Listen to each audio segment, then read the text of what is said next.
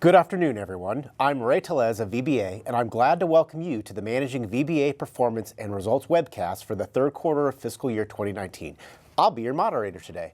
I'd now like to introduce you to our Undersecretary for Benefits, Dr. Paul Lawrence. Thank you, Ray. Hello, everyone, and thank you for joining us today. We're reporting this data to you in order to be transparent and accountable. As you will hear, our team delivered strong results this quarter. A big thank you to our dedicated VBA staff who make a difference every day in the lives of veterans. Let's get started. Here's my agenda for our time together. Over the next 20 minutes, I'll 1. Present VBA results for quarter 3 of FY 2019. 2. Explain how we are delivering benefits to veterans. 3. Provide an update on 2 special topics. Our Independence Day Challenge. We'll tell you about a challenge we put forward to our claims processing team. The Home Loan Funding Fee Refund Initiative. We'll let you know our plans for this. 4th, detail the engagement we've had with veterans. And 5th and finally, I'll answer questions from 2 of our VSO partners. Before we begin, I want to talk about Blue Water Navy. On June 25th, President Trump signed the Blue Water Navy Vietnam Veterans Act of 2019. It goes into effect January 1, 2020. The law extends the presumption to Blue Water Navy veterans who served offshore within 12 miles of Vietnam, and provides other features, some of which are listed here. We are aggressively preparing to implement the law on time. We will be providing more communication when our plans are finalized. Importantly, if you are a veteran and you think you are eligible, we urge you to file for a claim. For more information, visit the website at the bottom of this slide. Now back to the main agenda. I want to remind you of my 3 priorities. They are providing benefits to veterans with excellent customer service, fiscal stewardship, and strong collaboration. Everything we do relates back to these 3 priorities. For those new to VBA, here's a brief overview. We are a nationwide organization comprised of nearly 24,000 employees, most of whom are veterans. In Q3, we distributed more than $28 billion in benefits to service members, veterans, and their families. Within VBA, we have 8 business lines that you see displayed on the chart. I'll provide highlights for each business line for the past quarter. Let's start with compensation. In Q3, we served nearly 5 million veterans and paid over $22 billion in compensation benefits. We completed more claims than our target, more than 350,000, and we completed those claims faster than our target. I'm also very proud of the high-quality work our team did. Before we move on, I want to take a moment and highlight an impressive accomplishment from Q3. To do that, here's Willie Clark, Deputy Undersecretary for Field Operations. Thank you, Dr. Lawrence. I am pleased to be here and report to you the results of our Independence Day Challenge. Back in May, we challenged our rating claims processing team to complete 255,000 claims between May 6th and June 30th. In other words, we asked them to complete 9 full weeks of work in just 8 weeks. I'm happy to report not only that our team met the goal, they exceeded it. We've learned from the lessons of the past and knew that we had to focus on ensuring quality as our team worked to meet this tough goal. No other work was negatively impacted during this challenge. For successfully completing the challenge, the team was rewarded with a 1-day time-off grant on July 5th. Thanks to our team for their hard work. Thank you, Willie. Before we leave our Independence Day Challenge, I want to thank VA Chief Information Officer Jim Jaffer and the whole Office of Information and Technology team at VA. Part of the reason we were successful was because of your hard work. Thank you for your extra effort and support during our challenge. Now let's talk about appeals. Since appeals modernization launched in February, we now perform 2 types of appeals processing at VBA. The legacy appeals are those that were submitted before February 19, 2019. In Q3, we surpassed our target to reduce the inventory of legacy appeals. But the real story here is the success of the new appeals modernization effort. The new appeals process allows veterans 3 decision lanes to choose from. 2 of these, the supplemental and the higher level review lanes, are administered by VBA. As you can see, the target to complete appeals claims is 125 days, and we've completed them much faster. I'm glad to report appeals modernization is getting veterans faster resolutions of their appeals. Follow the link at the bottom of your screen for more information on how to file an appeal. Now let's discuss veterans' pension. We served nearly 250,000 beneficiaries last quarter, paying out $750 million. As you can see, we exceeded our goals for the number of claims completed. We just missed our timeliness goal. One of the reasons for that was our intentional focus on completing the oldest pending claims first. We will continue to streamline this process. Let's move on to discuss survivors' benefits. We served 619,000 beneficiaries and paid out over $2 billion. We completed nearly 60% more claims in Q3 than we did in Q2. That was an enormous increase, and I want to call out the hard work of our team. But we did fall short in both the number and timeliness. We will address this by continuing to streamline our processes and, if necessary, reallocating more resources to this area. Now let's talk about fiduciary. We appoint fiduciaries for beneficiaries who are unable to manage their VA benefits on their own. We served more than 187,000 beneficiaries during Q3. We also conducted more than 25,000 field exams to the homes of the most vulnerable beneficiaries, exceeding both Q2 and our target for Q3. Now let's talk about insurance.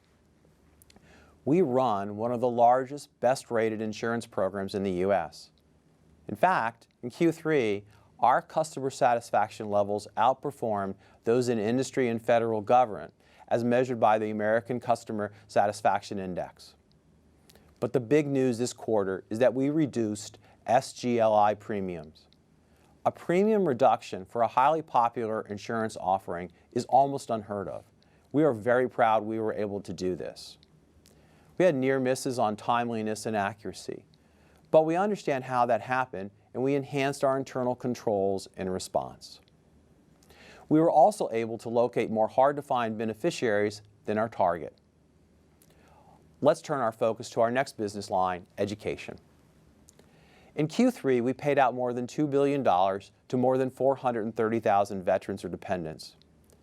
We processed original applications 4.5 days faster than our target. The new Vet Tech program is live and accepting applications for veterans who would like hands-on training to land a job in the high-tech industry. The STEM Scholarship Program will begin accepting applications and awarding benefits on August 1. Now let's talk about vocational rehabilitation and employment. Our goal in VR&E is to get veterans to positive outcomes, including employment, independent living, or continuing with school. We exceeded our target for positive outcomes. I promised to hire 169 counselors in FY19, and we are on track to do that. We completed more than 12,000 telecounseling appointments last quarter.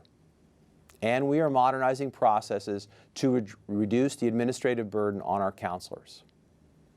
Let's move on to home loans. In Q3, we guaranteed more than 155,000 loans.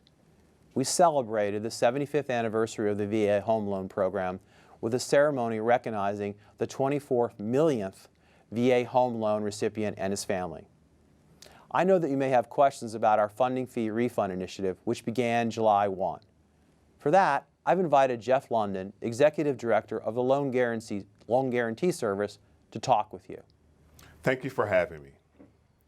We are aware that approximately 130,000 veterans are due a refund.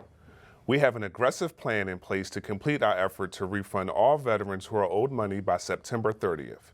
If you have questions or think you are one of those veterans who are due a refund, please call us at 877-827-3702.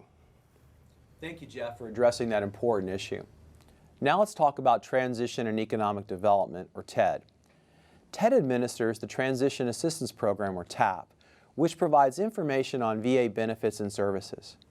Interactions with transitioning veterans, spouses, and caregivers that happen through TAP briefings are measured by TAP touches. In Q3, we had more than 48,000 TAP touches. The Department of Defense provides the surveys on customer satisfaction. Our customer satisfaction also exceeded target. Many of you will have received the post-separation TAP assessment survey in the mail recently. When you receive the survey, please respond. Now let's turn to the topic of engagement with veterans and stakeholders. In Q3, we continued to fulfill VA Secretary Wilkie's commitment to increase our outreach to veterans in rural or hard-to-reach areas. In June, we sent an outreach team to Alaska. They ran benefits and claims clinics in 4 cities. And VA leadership joined representatives from the state of Alaska and community organizations to discuss ways we can continue to increase service to rural veterans.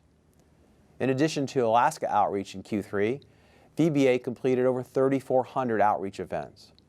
And our VBA Overseas Military Service Coordinators had more than 4,000 interactions with service members and veterans in Europe and the Far East. I also engage directly with veterans, service members, and families across the country. For those of you who like to keep track, I try to post photos from these activities regularly on social media. Our budget for FY19 is $4.4 billion. As you can see, we are 3/4 of the way through the year, and we've spent just over 75% of the budget. We are on track in managing our resources well. Being good stewards of VA's resources is a top priority for me so that we can continue to have the means to take care of our veterans. VA is part of the executive branch. As such, the legislative branch, Congress, provides oversight as we execute our mission. In Q3, we participated in 7 hearings explaining our operations and the resources we need to provide outstanding service to veterans. We appreciate the partnership with Congress to ensure we provide the best service to veterans and their families. Thank you, Dr. Lawrence. Now we're going to move into the Q&A portion of our webcast. We've asked 2 of our VSO partners to record questions for us today. First, we'll hear a recorded question from Ralph Bozzella, Chairman of the Veterans Affairs and Rehabilitation Commission at the American Legion. Good afternoon, Mr. Undersecretary. Dr. Lawrence, my name is Ralph Bozzella. I'm from Colorado, and I chair the American Legion's National Commission on Veterans Affairs and Rehabilitation. And as you know, we have met a few times and looking forward to seeing you at our national convention in late August. My question has to do with the Blue Water Navy Act. The original act of 1991 covered all branches of the military that served in the Vietnam War theater. Then in May 2001, a policy change took away the benefits for those offshore who served on the United States naval ships. And for the past 18 years, Vietnam veterans have suffered with the same presumptive diseases like ischemic heart disease, prostate cancer, type 2 diabetes, and so on, but they were not compensated. Now with the passage of what was originally H.R. 299 and the Blue Water Navy Act of 2019, this injustice can be rectified. What can VA do to speed up the claims process so that these veterans can get these claims done? For the first part of the question. And the second part, if some of these veterans have died and some have, will DIC be available to dependents if they've died of these presumptives since the passing of the act? Thank you. Thank you for this question, and thank you to the Legion for all you do for veterans, and particularly all you did with VBA to celebrate the 75th anniversary of the GI Bill last month. To make the review process for these claims faster, we are compiling ship information and digitizing naval records. We will also launch a communication campaign to ensure that Vietnam veterans have all the information they need to file a claim.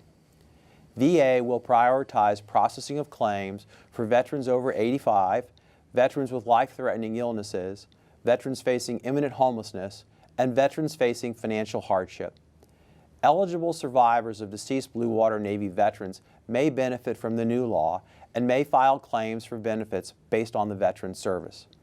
Please visit the link at the bottom of your screen for more information.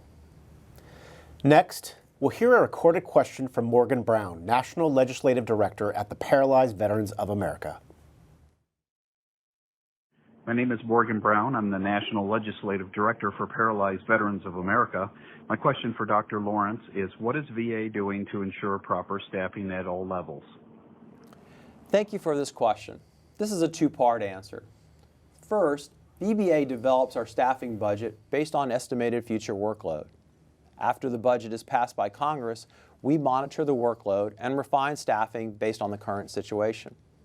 Second, we look for opportunities to streamline VBA, reducing redundancy and moving staff to where they are needed most. As Secretary Wilkie says, we must be agile. Early last year, we identified the need to focus on veterans' economic well-being. The result was the creation of TED. We think VA is a great place to work. If you're interested in joining our team, visit the link on your screen and check out our job ads on USA Jobs. Before we wrap up, I want to share one more bit of good news with you. Over the past few months, we've been celebrating the 75th anniversary of the GI Bill. More than 175 veterans took the time to make and share videos with us telling their GI Bill story. You can view those stories on the website displayed on the screen. And President Trump delivered a message affirming the importance of the GI Bill to our nation.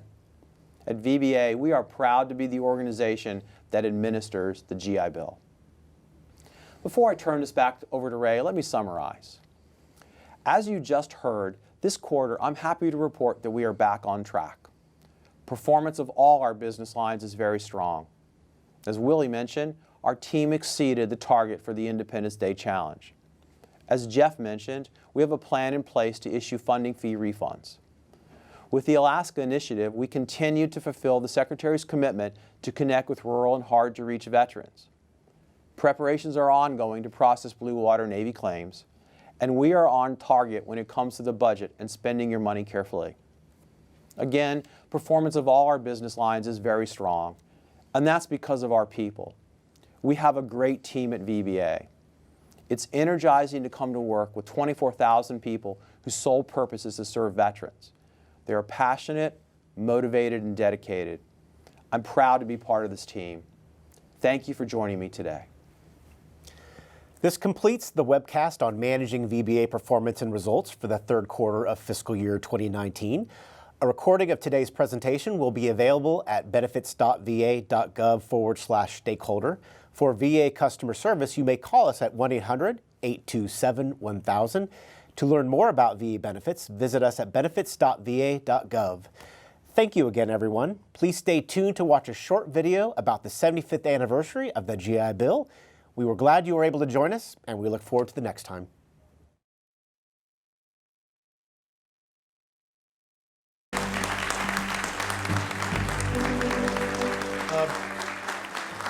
Next week is a momentous week. Next week is the 75th anniversary of the assault on Hitler's fortress Europe.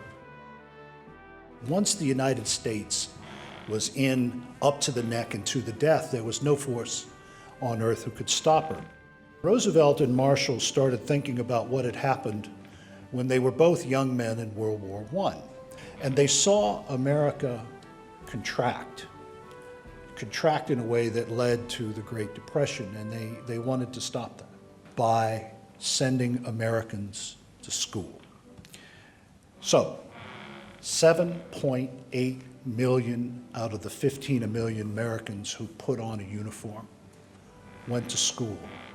The President of the United States in the Oval Office signed the GI Bill, and he said, "It gives emphatic notice to the men and women in our armed forces that the American people do not intend to let them down."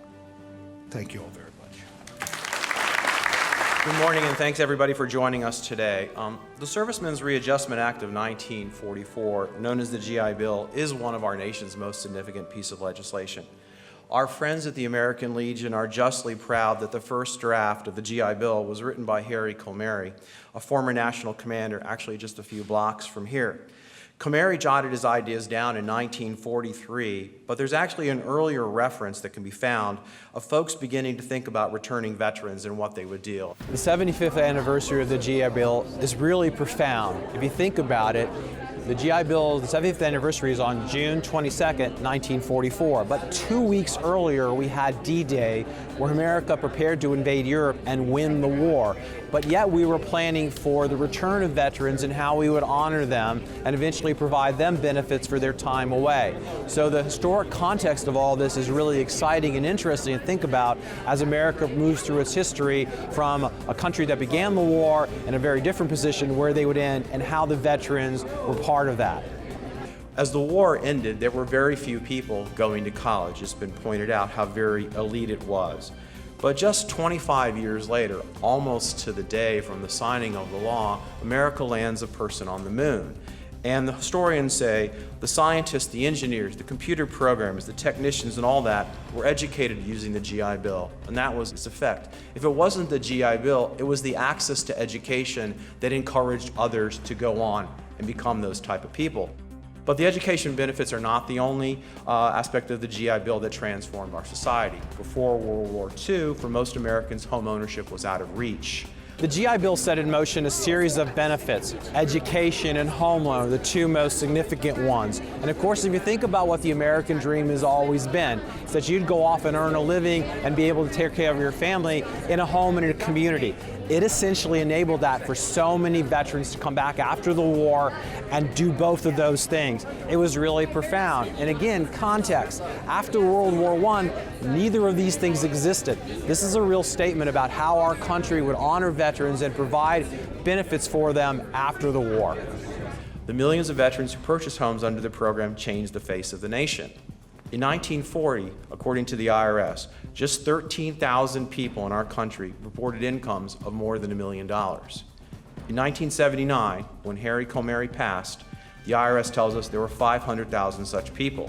Was it all the GI Bill? No, but I certainly think it was part of it. Today we celebrate the GI Bill as a program that has worked for 75 years. If someone ever challenges you to talk about a government program that works, tell them about the GI Bill. We at the Veterans Benefit Administration are proud to have been given the responsibility to administer this important program. We are honored to serve veterans and their families this important way, helping them achieve their American dream.